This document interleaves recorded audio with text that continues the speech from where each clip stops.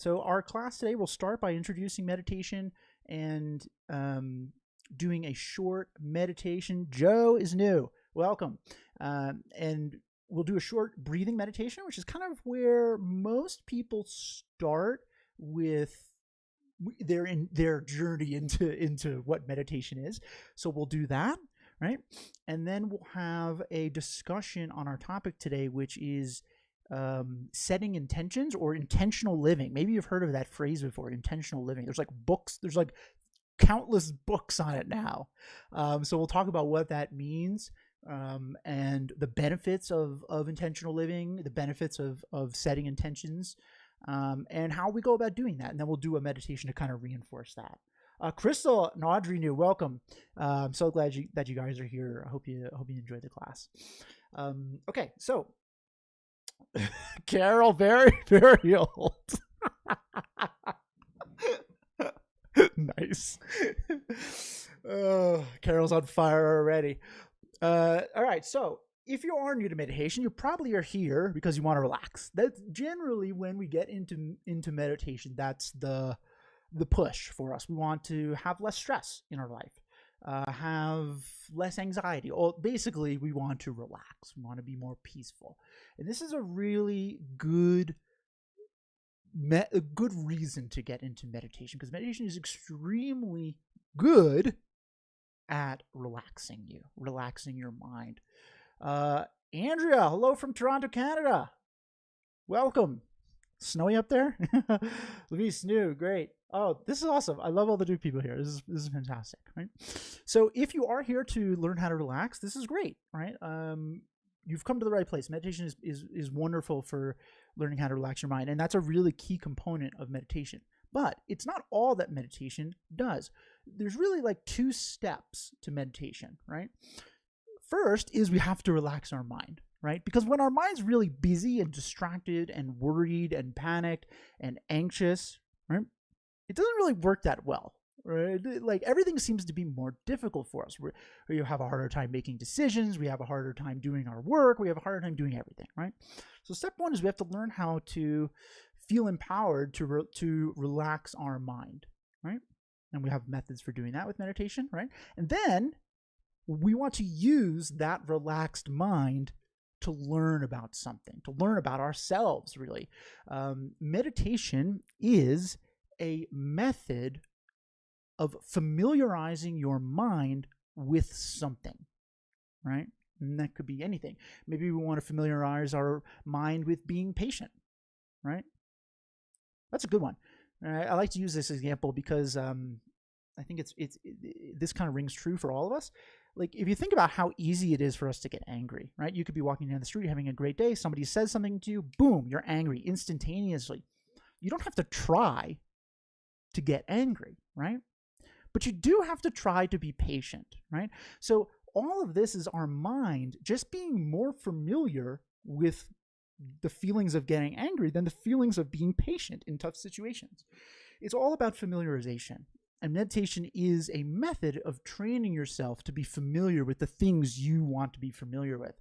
So you can choose how your mind reacts. You can choose which of those your mind is more familiar with. Hopefully you choose patience. That's what I would choose. Oh, 2 Torontos. Wow, awesome. Oh, Gail, you're so nice. Thank you. It's very nice plug for me.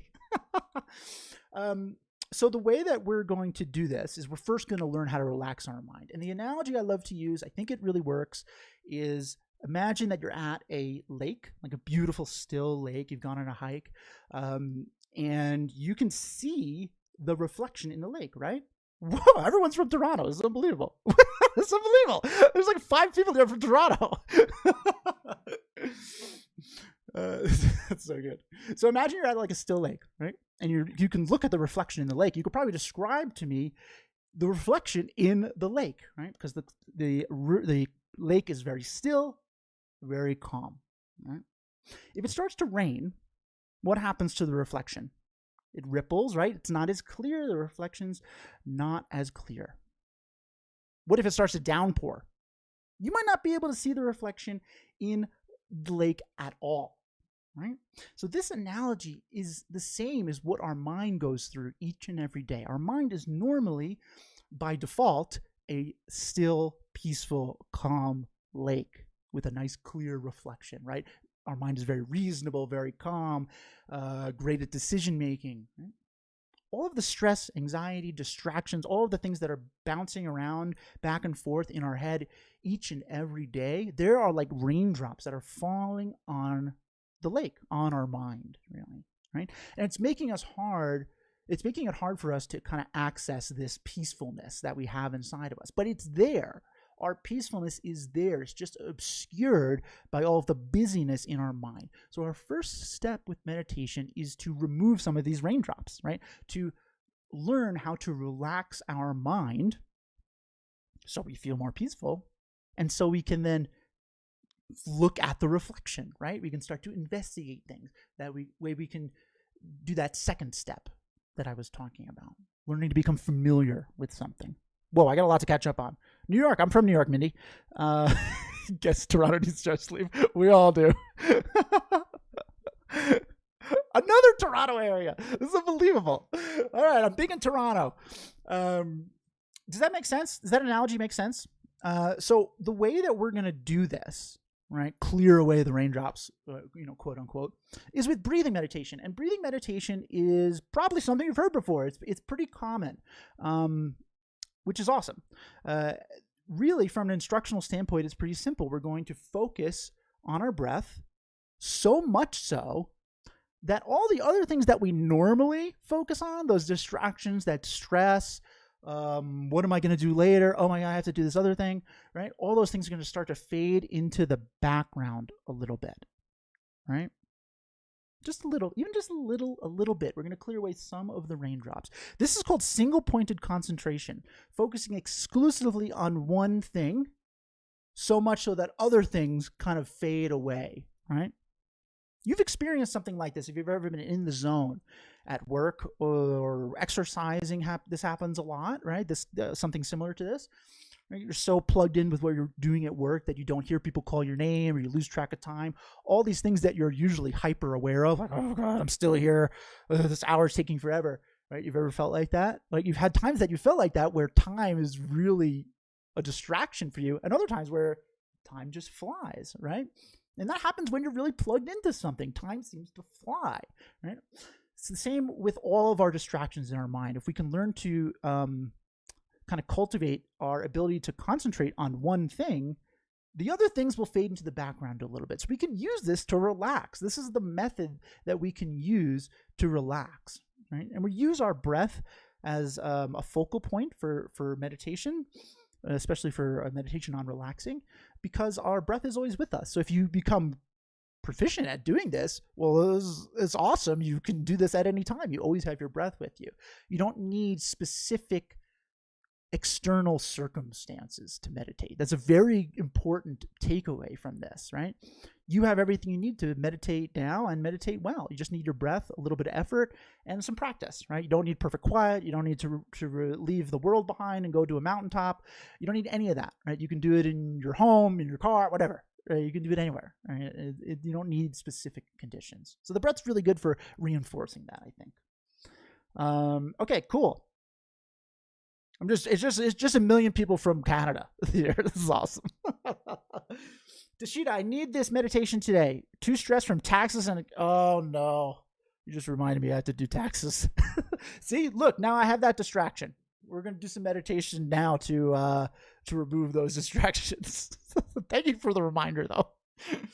All right, so we're gonna do a breathing meditation now before we get into our topic. And if this is your first time, like I said, instructionally, it's really simple. You're just going to focus on your breathing. And then when you notice that your mind has drifted and is thinking about something else, maybe taxes, right? You're just going to be like, nope, not right now. And you're going to bring your attention back to focusing on your breath. The goal of meditation is not to never get distracted, but rather to notice when you are distracted and be able to bring your attention back to the thing you want to focus on. Does that make sense? We're going to do that now. All right. L Sharp. I am not from Toronto, Canada. Okay, so sit comfortably. You can be in a chair. You can be sitting on a cushion. If you want to just sit on the floor, that's fine. If you're laying down, that's also fine. Whatever you want to do. It doesn't matter. There's not like a particular way you're supposed to sit. It doesn't really matter as long as you're comfortable. Right? That's the number one thing. We want to be comfortable. And you can go ahead and close your eyes, and you're just going to pay attention to what I'm saying. Follow along. We're going to do about a 5-minute breathing meditation. That's it. Doesn't have to be that long. And then we'll get into our topic for today. Okay, go ahead and close your eyes. So whenever we start meditating, first and foremost, we want to check in with ourselves. How are you doing right now? How are you feeling in this moment? Are you happy? Are you sad? Are you energized? Are you tired? Neutral? Whatever it is, it does not matter. All that matters is you begin to notice. Begin to notice what your mind feels like. What is your mind up to?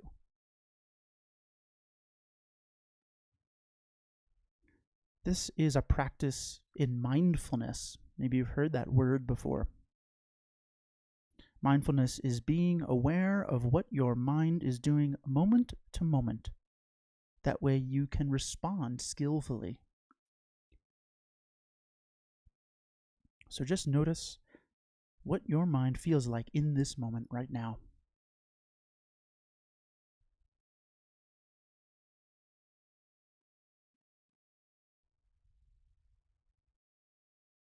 And then having checked in, you can now turn your full attention to your breathing in and out of your nose.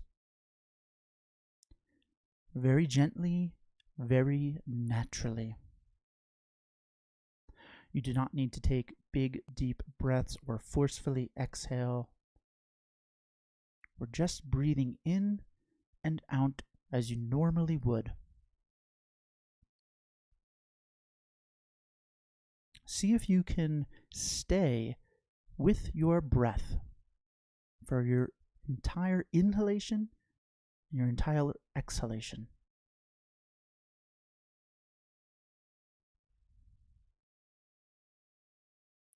Breathing in and out, very gently, very naturally.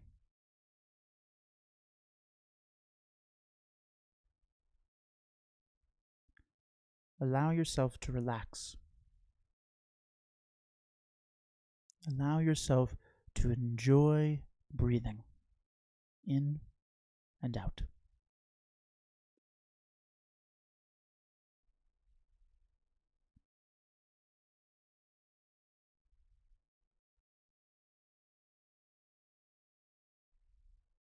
Maybe at some point you may notice your attention has drifted. It is no longer exclusively focused on your breathing. Maybe it's thinking about something that happened earlier today, something that's coming up later. Whenever you notice this, just gently guide your attention back to breathing in and out. Back to enjoying each breath in, enjoying each breath out.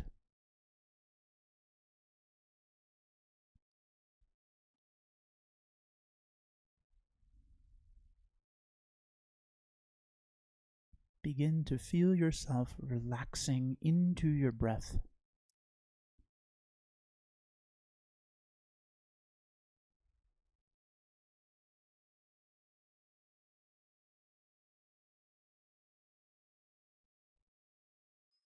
Breathing in and out very gently, very naturally.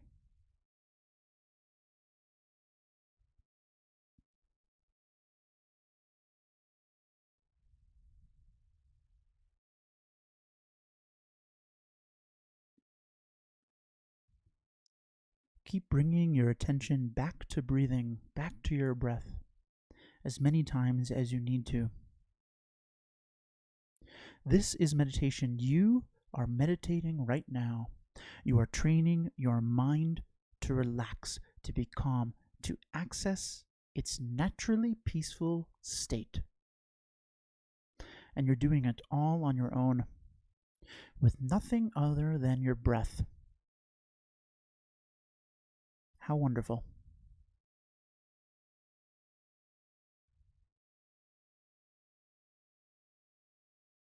So just breathe in and out. Enjoy sitting here. Enjoy breathing. Enjoy relaxing for a little while longer.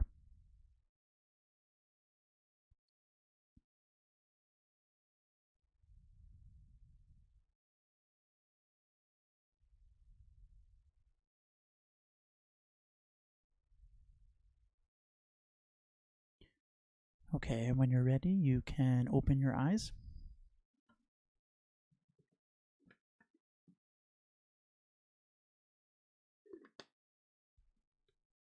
How'd that go?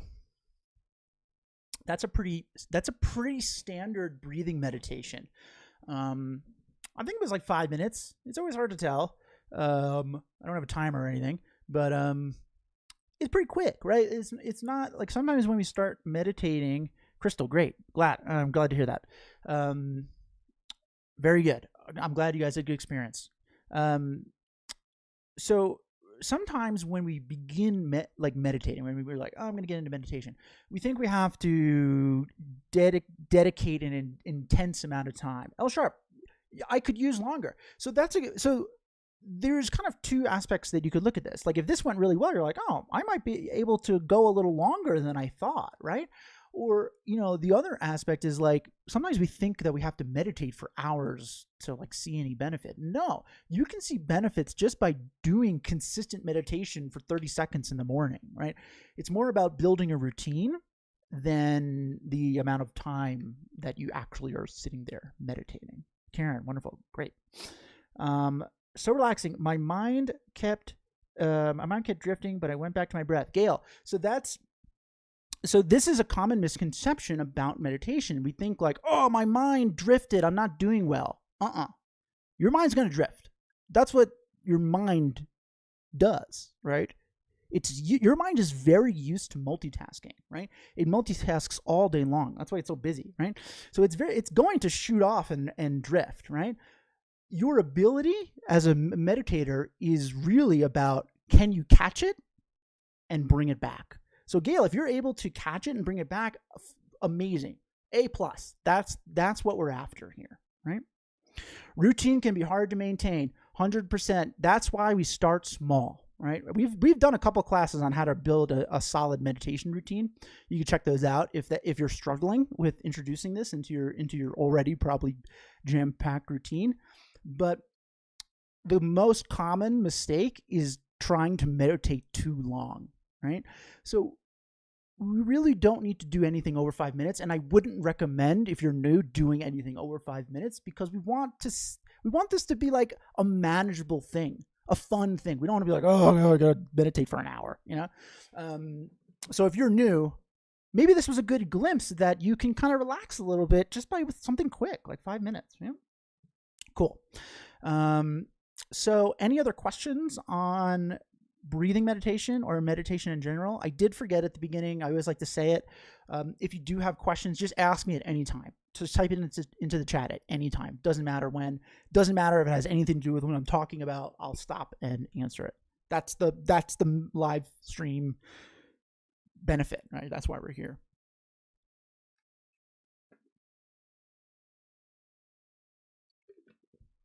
I have a stupid question. No such thing. There was someone who claimed that due to mindfulness, they aren't able to feel positive emotions like happiness to the fullest anymore. Is that even possible? So, no. Like stoicism? That's Tashida, that's a good way of maybe phrasing it. So like, sometimes in meditation they call something the middle way, right? So not getting overly excited, not getting overly depressed, but like somewhere in between is like a good place to be. So like maybe that's like kind of what they're talking about, right? But all mindfulness and meditation is training yourself in concentration to be able to focus on one thing. So like you can honestly meditate on something that's really depressing for you, and it might make you feel depressed, right? So like I don't know what this person was meditating on or like what they were practicing, but like mindfulness and meditation is just a technique to allow you to explore your own emotions, right? And what you take out of that is going to be different for anyone, but it doesn't take away your happiness. If anything, it's quite the opposite. Learning how to meditate, learning how to be mindful, be in the present moment allows you to notice things, little joys in all the things that you do that normally just float right on by your head, because guess what? What are you normally thinking about all day long? Are you normally thinking about what you're doing? Or are you thinking about something that somebody said earlier to you that you don't like? Or are you thinking about something that's making you anxious coming up later? We're very rarely living in the present moment. Our mind is always in the past and the future, right? So meditation is a way of training ourselves how to be in the present moment. And one of the massive benefits of doing that is we start to find joy in little things that we're doing, right? So my answer is no. That's not possible. Like meditation won't cause that. It's maybe just something that they have to work through. I've been getting into meditation for anxiety. That's why I got into meditation. I got into meditation for like crippling anxiety. And Kavitha, we've done a lot of meditations on anxiety. It's one of the more common things that people get into meditation for, including myself. So you should check out those. And maybe I'll do another one coming up because it's probably been a while. But it's really good for anxiety. And just, a short tangent, since some people are saying that they're here for anxiety too. Anxiety is all about your mind being in the future, right? Worrying about what if, right? The rumination of when will this go away? What happens if this happens, right? It's all future based. It feels very present based, but it's actually, our worry is future based. So that's one of the takeaways from meditating on anxiety. We start to realize that it's in the future, and we start to feel empowered that we can change it because the future hasn't happened yet, right? Joe, here, or Karen, for chronic pain, that is also another very common entry point for meditation, and it's really good. For chronic pain, it can sometimes be difficult at first because it is a very acute feeling, but trust me when I say that the methods that we're learning are extremely good for dealing with chronic pain. It's actually a very common use case for meditation. So I'm glad that you're here for that. Toshida, maybe what makes you happy has changed due to meditation, like not so much materialism anymore, but feeling intrinsically content, things like that. It's actually a really good segue, Toshida. It's a beautiful, beautiful insight. 100% true. We start to notice, we start to understand what things actually make us happy, right? Start to get to the root of what makes us happy. And our intentions change, which is what we're going to be talking about today. So it's a really good segue. Okay, all good questions. I love it. So today we're talking about intention, right? Maybe you've heard that word before. We don't really use that word that much, like I think in normal conversation, but it's like something we all kind of understand already, right? I like to think of intention as a compass. You ever used a compass? I don't know. I don't think I've ever actually used a compass, but I know how compi work. So a compass tells you sort of the location you have to go, right? It's not saying go left, go right, then look for the tree and then make a quick turn around there. But it's a general direction of where you want to go. Hold on, Mindy. Focus breathing while experiencing the chronic pain I have found very helpful. There you go. Amazing. Yeah. Maybe I'll do a class on chronic pain. That might be a good. I haven't done that yet. Maybe I'll do a class on that. That'd be cool. Luis, like a GPS, yeah. So a compass is not like a GPS, right? A compass is just a general reminder of where you're going. You want chronic pain? Okay, we'll do that. That'll be a good one. So intention is like that. Intention is a general reminder of what kind of person you want to be. What kind of life do you want to lead? Right? So when we're setting an intention, we're setting almost like an internal reminder, an internal compass that when we get off course is going to remind us what we want to be doing, what we want to be focusing on, what kind of person we want to be. What do we want to do with our life, right? So there's a couple of cool definitions for intention. One, you can think of it as like a solid, unwavering mental commitment to something, right? But a mental commitment to something based on a firm understanding of the benefits of it. This is very important, and we're going to talk about this, right? But when we understand the benefits of something, like we know this is really good for us, like we're totally committed, what happens? We naturally want to put effort into doing it, right? So intention, by understanding the benefits of something, these kind of go like hand in hand. A solid, unwavering mental commitment, right? One meditation teacher referred to intention in a class I took with them as an immovable wish. I thought that was like beautiful. An immovable wish, right? To do something. Right? So when we're thinking about intentional living, which might be a phrase that you've heard, there's like a million books on it, and there's probably like a bunch of different definitions of it. But really what that is when you have understood the benefits of setting an intention, the importance of intention in your life, so much so that you want to incorporate intention into all the things that you do. You want to live intentionally, right? So I've talked about, I've said this story before, but I think it works here with intention. I've had a number of meditation teachers over the, I think it's like 12 plus years now that I've been doing this. And one of the earlier ones I had, he was very insightful, but definitely a little out there. And we were in a class. I don't remember what the class was about. And there was like a long pause, and he just kind of was like looking up. And then he said to everyone, "You need to live like a tiger." And everyone's like, what is this guy talking about? Live like a tiger, right? And then he like clarified. He's like, "Oh, you need to live like a tiger walks," right? Which didn't clarify anything for us. We were all still very confused, right? And then he starts to like walk like a tiger, like mime walking like a tiger. And he says, every step a tiger takes has purpose, has intention, right? And so the more I thought about this, the more I thought this is a really good analogy of how we want to start living our lives. We want to live our lives like a tiger walks, with purpose, intention, in all the things that we do. Right?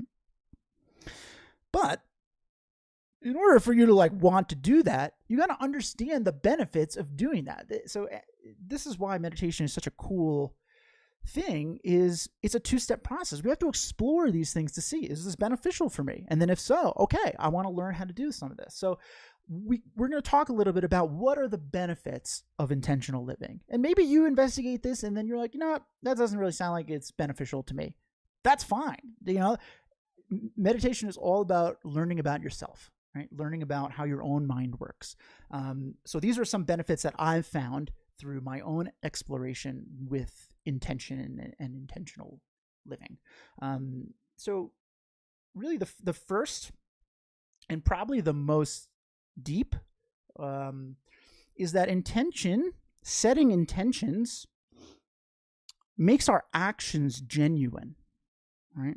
So to understand this further, we have to kind of like dive a little deeper into mental actions versus physical actions. So throughout your day, you're doing tons of physical actions, right? You're walking, you're driving your car, you're putting your glasses on, you're putting your hat on, you're taking a sip of water, you're eating, you're giving something to somebody. All these are physical actions. We're doing them all day long. But each one of these physical actions necessarily is preceded by a mental action, right? In order for you to give something to somebody, there has to be the mental thought, give, right? In order for you to put your hat on your head, there has to be the mental thought, I'm going to put my hat on my head. It happens so fast in our mind that it's undetectable unless we're kind of thinking about it logically. But it's there. If there was no mental action, there could be no physical action, right? Every physical action necessarily is preceded by a mental action. Right? So mental actions are extremely important, right? Because they are the catalyst for actual physical actions, physical change, right? Mental actions or intention is like a conscious, purposeful mental action. They contribute to the quality of our physical actions. That's kind of the takeaway from here, right? And we can see this importance because we very often see negative mental actions with positive physical actions. Sometimes those things don't match up. Like maybe you're walking down the street with your new boss. You just got a new job, right? And maybe you're going to get lunch together, and you see somebody on the sitting on the street who presumably is homeless or in need, and they're asking for money, and you're like, I'm going to give them money. Right? And in the back of your head, like, that's going to look good in front of the boss. Right? So here's like kind of a muddied mental action, right? It's not pure, I want to help this person because they're in need. It's like, I want to help this person because it's going to bolster my reputation a little bit, right? So we can see that there's a mismatch between mental action and physical action, right? Or another good example is sometimes when we do something for somebody and they don't say thank you, get upset. Has it ever happened to you? Like you do something for somebody and they don't say thank you. You're like, what the hell's wrong with you? Like I just did this thing for you. Like I wish I didn't do it for you now. Right? So like even that, like the expectation of a thank you is like a little seed in the back of our mind that is doing this with like the expectation that we're going to be recognized for doing it. Right? So our intention, our mental action for this physical action of whatever we did for this person is a little muddied. Right? So what we're striving for is positive mental action with a positive physical action, right? And intention is the catalyst for this. Having a pure, compassionate intention in all the things that we're doing. And sometimes we might be like, well, what does it matter? In the end, like we gave somebody money or we did something for somebody, who cares if like I tried to do it for myself or whatnot. But our goal with meditation is, like we said, familiarization, to train our mind to become familiar with things that it might not be that familiar with. Well, right now, it might not be that familiar with doing things for other people just to do it for other people, right? So we have to set an intention to do that. We have to remind ourselves that we want to do that. We want to train in that. We want to become familiar with that. So we will naturally want to help others. The more familiar we are with something, the more things come naturally to us. Wouldn't it be nice to be able to be patient, to be kind, just naturally, not have to try, right? Compassion would become instinctual to us, right? This is why mental action and intention is so important in things that we do in our physical actions. I know that's a little deep, a little like heady, but it's an interesting thing to think about, because normally we just kind of do actions and we don't ever think that there's a mental component to it. So that's really the takeaway. There's a mental component, and setting intentions is a good way of reinforcing that those mental components will be positive. Intention matters. Yes, 100%. 100%. We can see it all the time, right? So another really good benefit of intention setting is it prepares us for uncertainty in our day, right? So you know how easy is it for our day to fall apart? Like instantaneous, right? It falls apart, right? So setting an intention prepares us for the day and for the problems that we may come across, right? We can recover from uncertainty. Remember the analogy about the compass, right? So intention gets us back on track when our day starts to fall apart, right? So let's say that your intention for today or multiple days, this is something you want to work on, is to be patient with other people, right? That's your intention. I understand the benefits of doing this. I know it's going to be beneficial for me and for other people. I want to do this, right? We have an intention to do this. We set an intention, right? And then we start to get angry with somebody at work. Well, if we have a firm intention to be patient, if we have familiarized our mind with the benefits of it, and we have a immovable wish to be patient, our mind is a little alarm's going to go off when we're starting to get angry. It's going to be like, hey, remember that intention, right? And it's going to be easier for us to get back on track. Without that, sometimes we just go down the anger road instantaneously and we can't get back on track to being patient, right? So setting intentions prepares us. You can even say, like in the morning, if you want to do this, like an intention setting in the morning, like my intention today is to be patient with other people, and I know that I'm going to be tried in that.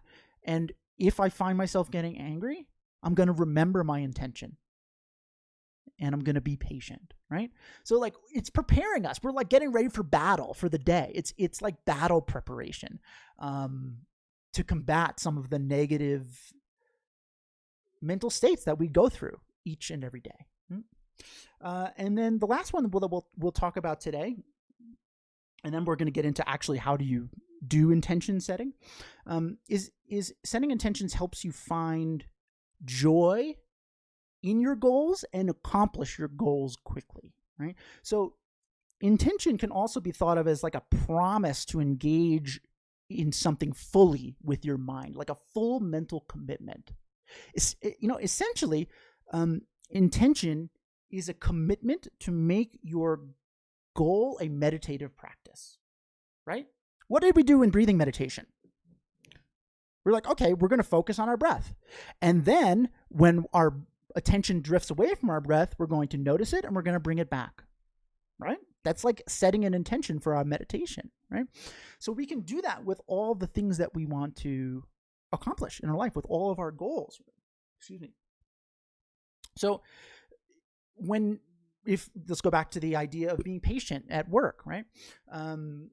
If we notice that we're not being patient, right? We're like, oh, I'm not being patient. Let me bring my attention back to my goal, my intention to be patient at work. It's a reminder. That's meditation. Like you're actually meditating when you're practicing keeping your intention, right?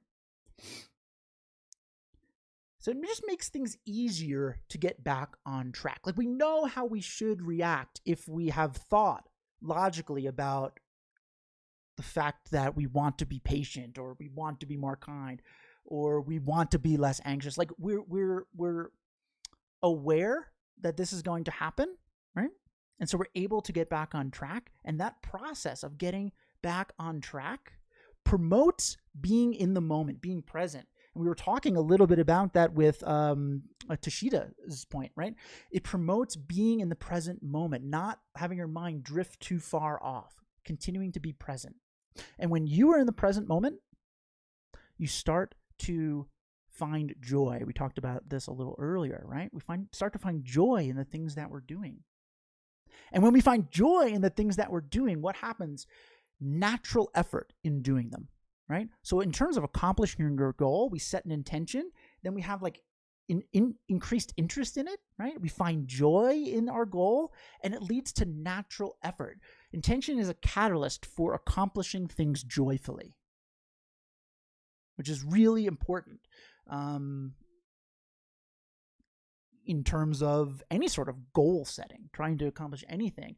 If we're doing it joyfully, the effort comes naturally. If we're doing something and it's not joyfully, sometimes the effort it needs to be forced. It feels forced, right? So these are some good benefits, and there's tons more. And like you can investigate what intention means to you, and maybe you'll find some really insightful things that you can internalize as a core benefit of intention. the goal of thinking about these benefits is to convince yourself that this is a worthy thing to put time into, right? Because if you, like I said, firmly believe the benefits, you're going to want to do it, right? Take a drink. So quickly, how do we do it? And then we're going to do a meditation on intention. At first, this might feel forced, and that's okay, because this is new. We're probably not used to setting intentions each morning or stuff like that. So how do we start to live? How do we start living intentionally? Well, first we need to decide what is our project. What is our? We need to take baby steps. If we're going to walk like a tiger, we first have to learn how to walk one step as a tiger. So like, what is your first project? Pick a small one, right? It doesn't have to be anything grand. It could be like, I intend to do laundry once a week, right? That'd be a good one for me, right? So we need to pick what we want to work on. What do we want our intention to be for the day? To be more patient, to be more kind, to be thankful for the things that we had, to be okay when we're feeling anxious. Like, there's so many things that we can choose. What rings true to you? Right? Maybe why are you here? Why did you come to a meditation class? That might be a good starting point to think about what you want your goal to be for the day, what you want your intention to be. And then we need to meditate on the benefits of the intention that you chose, right? So let's say you wanted to be more patient. Remember using that example today. Why is being more patient important to you?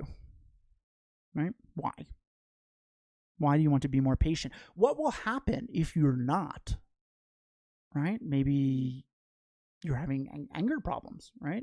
And it's ruining relationships. So maybe if you don't do this, your relationships might be strained, right? So building up in your mind the reason you're doing this is going to help motivate you to do it and to remind yourself to get back on track. What would be a good intention for when your day is met with negative people? So one thing I like to do when I'm encountering people who I'm feeling are negative strain, is to imagine them as my best friend, right? Because really what is happening is there's kind of like a spectrum of like compassion that we have for people.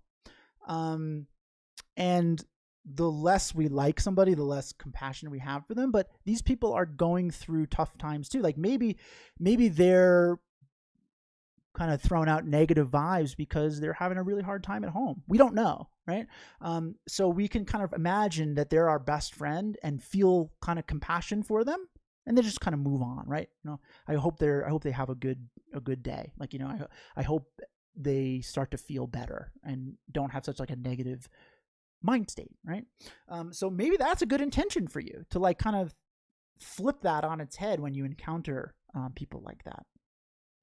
Yeah, Dayton, practicing empathy. Great. Yeah, exactly. It's exactly what I was saying. Really good point. And Kavitha, that's also a good point, to not take it so personally. Like usually the things that are going on when someone's kind of lashing out or being negative is there's something else. It's usually not you. It's something internal that they're going through, right? And they could probably benefit from doing some of these internal explorations. Like, so we can even like send out a wish. Like, I hope that they're able to learn how to relax themselves and learn how to find the little joys in life so they can be less negative, right? We don't have to say that to them out loud, but we can just think it. Mental action, right? Cool. Good question. So essentially we're going to decide what our attention is going to be for the day. Then quickly, Gail, you like that? Okay, cool. Then we're going to meditate on, and look, we're all busy. It doesn't have to be anything crazy. We could just kind of sit down and think about it for a little while. Why do I want to do this? What are the benefits? What will happen if I don't, right? To convince ourselves that this is important. And then step 3 is we need to practice mindfulness, right? Mindfulness is like our alarm that tells us to look at the compass, right? it's not very helpful if we have a compass and we don't look at it, right? So if we never look at the compass, we're not going to know how to get home. Mindfulness is checking in with ourselves, right? To make sure that we're being true to our intention. And if we're not, reminding ourselves that we have this compass to point us in the direction we want to go for the day, to point us in the direction of the person we want to be, how we want to live, how we want to treat other people, and get back on track. Just like with breathing meditation, the goal is not to never drift from our intention, but it's to be able to recognize when we have drifted and get back on track. That is meditation. That is training your mind. That is developing yourself, right? That's what we're after here. And mindfulness is a really key component of that. So if you struggle with checking in yourselves, actually set an alarm. Set a mindfulness alarm for yourself, an intention alarm. And when that thing goes off, just kind of be like, have I been true to my intention? Have I been patient? Have I been showing empathy for people that are, negative in my life? Does one ever get burnt out by living intentionally? I think sometimes we get burnt out by having to put a lot of effort into things that don't come naturally to us. So a lot of this doesn't come naturally to us because this was never taught in schools, right? We're not really learning how to relax ourselves by focusing on our breath and how to I don't know, it's not something that's traditionally taught. We have to kind of seek it out, right? And we have to spend the time to learn it and practice it. And that takes effort. So sometimes we can feel burnt out by having to exert so much effort into doing this. And what I would say, if you're ever feeling burnt out by trying to set intentions, is dial it back to something that's super manageable, right? If you're here for anxiety, and anxiety is like a really huge hindrance on your life, well, maybe you're setting an intention I'm not going to be anxious is probably not going to be that helpful for you, right? Because it's probably something that you're really dealing with regularly, and you might feel like I'm incapable of doing it. Why don't you set something easier, right? I'm going to get up 30 minutes earlier than I normally do. That would be a great one for me. So we can take bite-size bites out of this practice of intention to prove to ourselves that it's beneficial and to prove to ourselves that we can do it, and then expand out to do more, right? We don't want to try to walk like a tiger with every step right away. We want to walk like a tiger with one step. And then maybe you can turn that into 2 steps eventually, right? Hopefully that was helpful. This will become a part of you over time, just like anything else. Just like how it's so easy for you to drive a car right now, and years and years and years ago, it was you had no idea how to do it. Now it's second nature. With practice, your mind will become so familiar with intention setting, so familiar with the things that you want to learn, that it'll come like second nature, and you won't be burnt out because it won't take a lot of effort to do it. Hopefully that was helpful. Okay, I've been talking a lot. Let's do a meditation on intention. Any other questions before I get started? Really good questions today. Really good comments. Really good insightfulness. This is what it's all about. Thinking critically about things and coming up with some insights of your own into how these different things can help. Meditation is all about just empowering you to use your own mind to understand yourself. Right? So really awesome comments and insights today. Thank you for everyone who contributed. Okay, so we're going to do a meditation. It'll start off pretty similar to what we did before, right? Because we got the first, remember, step 1, we're going to relax our mind. And then 2, we're going to do what's sometimes called a contemplation, where we're going to investigate something. And we're going to investigate intention today. Okay. Basically, we're going to go through those 3 steps I talked about in our meditation to kind of solidify them as something that we want to try out. Hopefully, we want to try it out. Okay. So sit comfortably with your eyes closed and follow along with what I'm saying.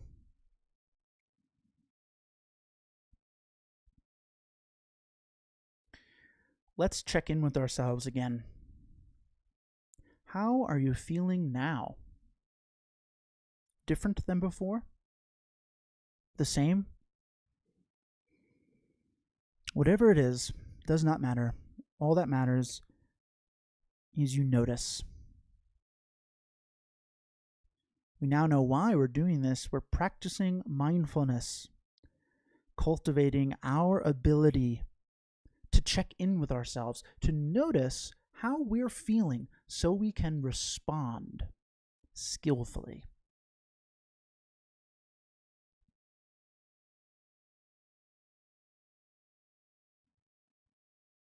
And having checked in, let's once again turn our full attention to our breathing in and out, very gently, very naturally.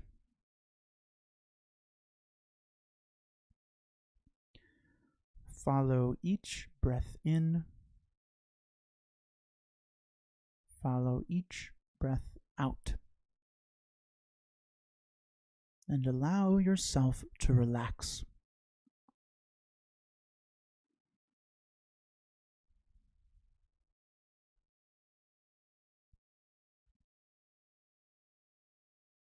Right now, our intention is set.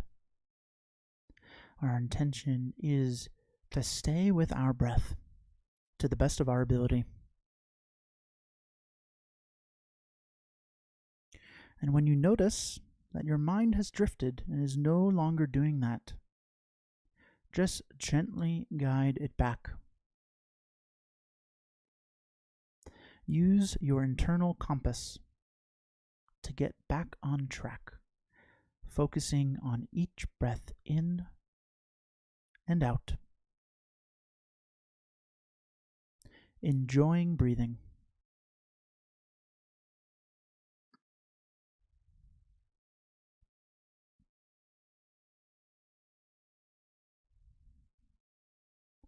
Breathing in and out, very gently, very naturally.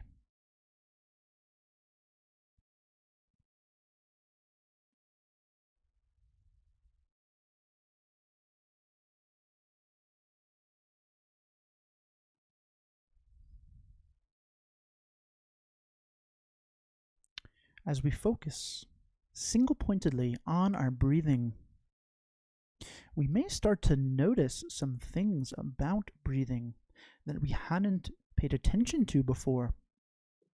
Some sensations of breathing itself. Maybe how the air feels cool on the tip of our nose as we breathe in. And how that air feels warmer as we breathe out. How our shoulders rise and fall, our entire body moves with each breath.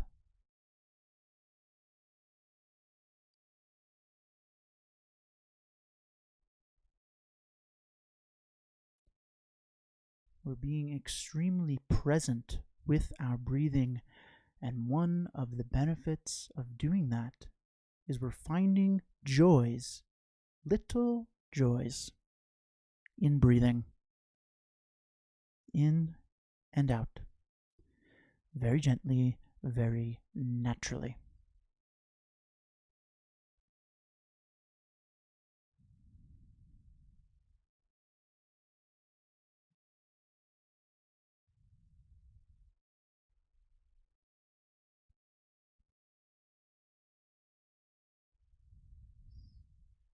This is meditation. You are meditating. You are training your mind. You're training in peacefulness, in happiness. And you're doing it all on your own. How wonderful.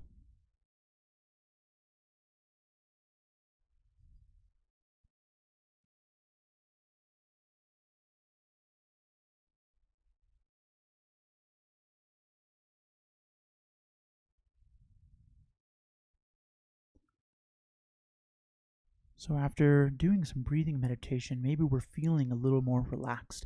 Maybe we're feeling a little bit more calm. Things are a little bit more clear to us. We can use that calm, clear mind to investigate something, to learn, to familiarize ourselves with something that we want to become familiar with. Today, we're going to investigate intention and the importance of setting an intention.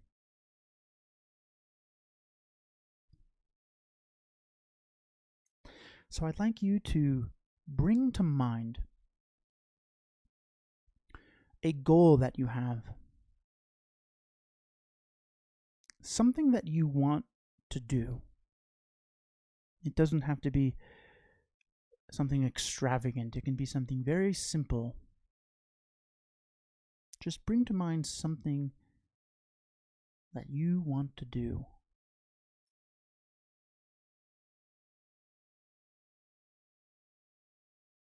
If you're having trouble, think about why you're here. Why did you sign up for a meditation class? What is your goal? What is your intention by attending a meditation class?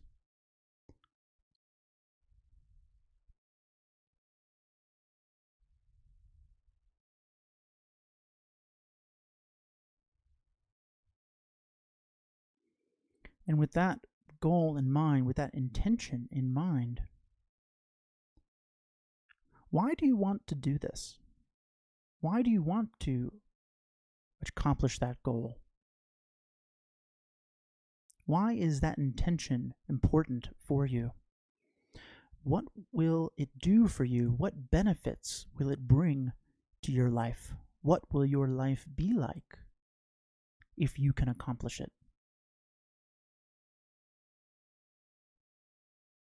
Just imagine. Just imagine what your life would be like if you could have an immovable wish to accomplish this goal.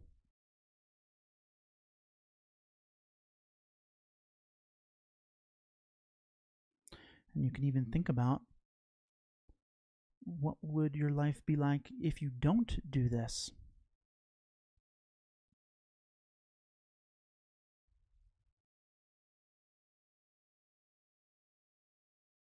We're contemplating the benefits of our intention.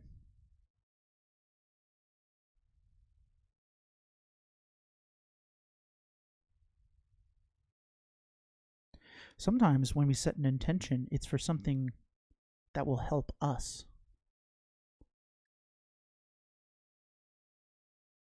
But can your intention also help others?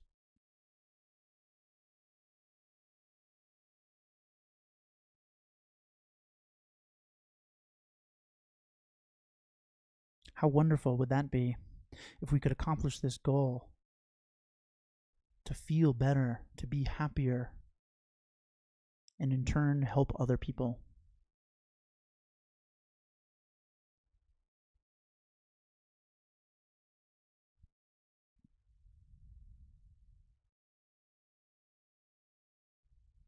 So with our intention set and the benefits of engaging in intention setting, we can now think about mindfulness and how important mindfulness is going to be in helping us accomplish this goal. We need to check in with ourselves throughout each day to make sure that we are staying on course. And it's fine if we get thrown off course.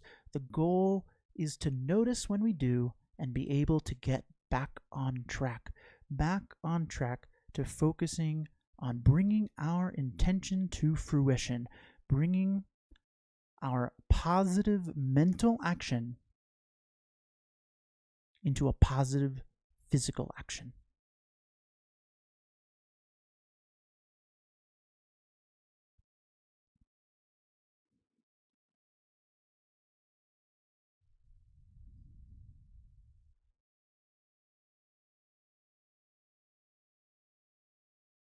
How wonderful that you are able to do this, that you are able to sit here contemplate something that you want to do and then make an immovable wish to accomplish it.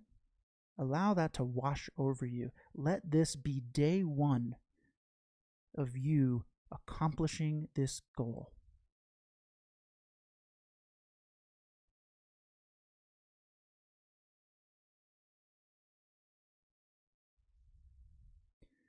So just sit with that for a little while.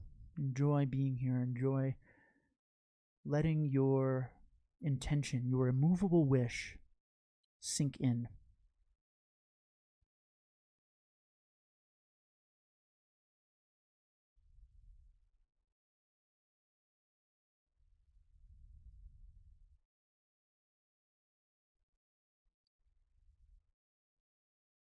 Okay, and when you're ready, you can open your eyes.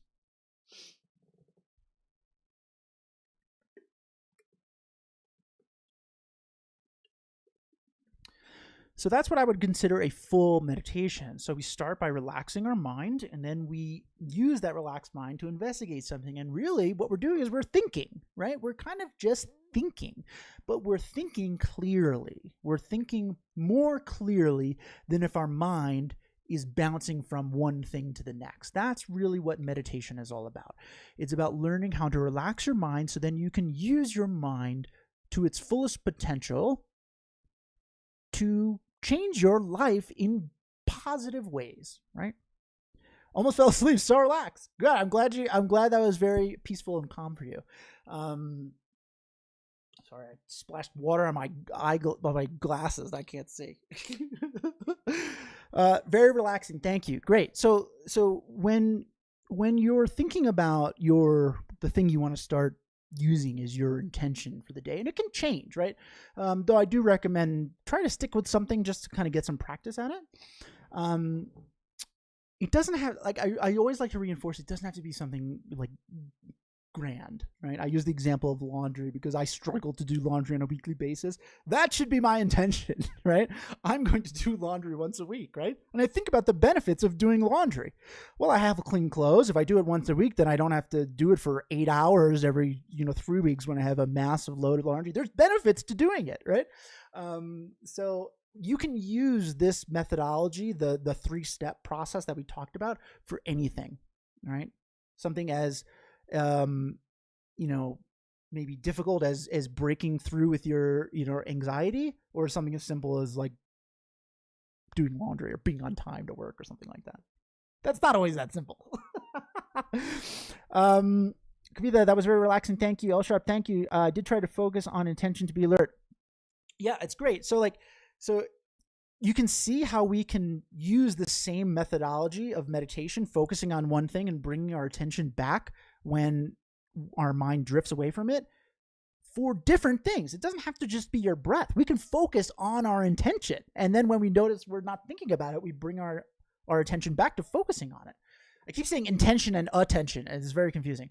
But meditation is just, it's focusing on one thing to gain insight into it, right? It doesn't have to just be your breath. It can be anything, right? Toshida, today's class was very well curated. Thank you. And thank you for everyone who has supported me in this journey. Has been really fun to kind of build this channel up. You guys are all so insightful and wonderful. Thank you for being here, and thank you for all the new people that were here today and your wonderful comments. This is like the highlight of my week. I love being here with you guys. So thank you. If you did enjoy this, I encourage you to come back. I do something new each week. Next week, I will not be here though, because I am taking a little retreat with my wife, but I will be here the following week. So you have an extra week to practice. So we'll do something new when I return. And if this was, again, if this was really interesting to you, definitely subscribe to the YouTube channel. All my old sessions are up there. So if you're new, you can kind of, look through some of the old things that we've done. Maybe some people expressed an interest in anxiety. We can I did a bunch of classes on that, so you can kind of check those out. And subscribing lets you know when I'm going live. So if you forget, like, oh, I forgot it's Wednesday, it'll give you a nice little reminder. And if you're like, man, this is cool, I want to get into this, I do one-on-one private sessions over Zoom. It's very laid back. That's kind of, what I'm trying to do, make this really accessible and laid back.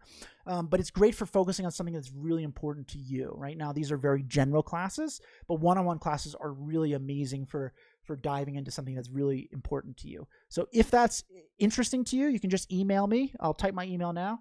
And I'll say it too in case you're not looking at chat. Keith@meditationbreaks.com.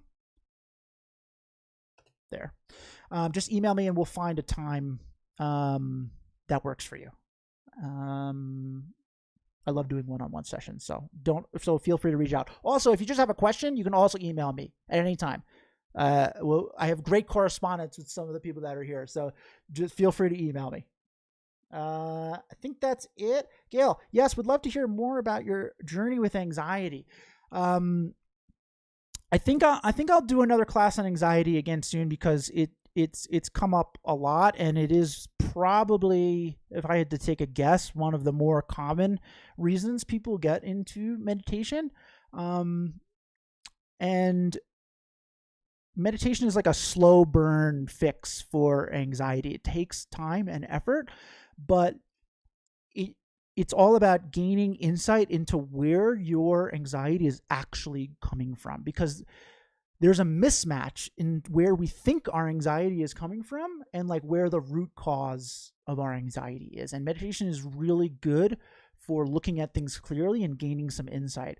I teach a very clear 3-step process of dealing with anxiety in meditation. And so, Gail, if you want to check those out, I have done classes on that. Just look through the YouTube channel and they'll be on there.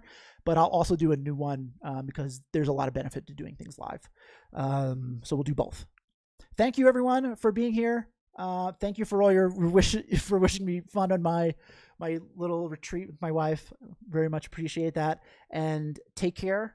Have a great week. Try to do a little meditation and enjoy life. All right. Take care.